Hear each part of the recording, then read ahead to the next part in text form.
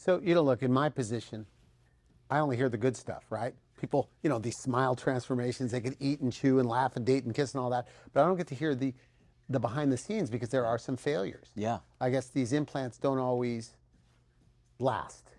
Is that right? So I can tell you that, when I don't really like talk about these things, but I can tell you that when implant dentistry is done well by an experienced doctor, by someone who makes sure that every I is dotted and every T is crossed, we have almost 100% success rate.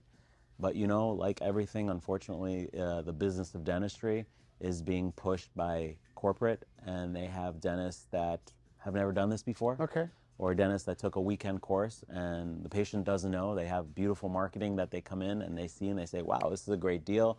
This guy seems like a nice guy, do it.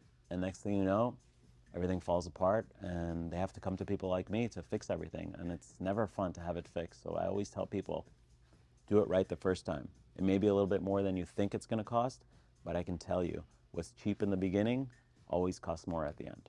Okay. Now, this Powerball screw, back to that. What could a dentist that's sitting where I am, how could they poo-poo this? What's their argument against it? Like, what could an oral surgeon or whatever? I mean, what could somebody say where, I don't know, I don't think it's necessary. It's overkill. I mean, what could they say? Anybody that is doing full arch implant dentistry knows what this screw is.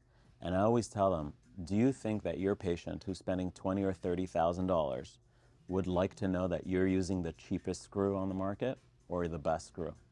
All the work that you've done, all of these teeth that you've created for your patient, do you want it to be anchored by the dollar screw, by the one from the dollar store, or do you want the best screw ever to hold everything in? So how much more is it?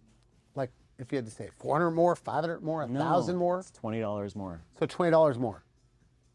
And dentists are trying to save that $20 when they're charging their patient more and more. So is there a learning curve? No, it's just saying, this is the one I choose. They choose the cheap one or they choose the best one. And I can tell you that my clients that are dentists from all over the world, and they are the dentists that are the best in the world, that are using this screw, they love it because their patients have no complications. Their patients are happy with it. The restorations are more comfortable. Why wouldn't you use that? To save $20? So what's your struggle?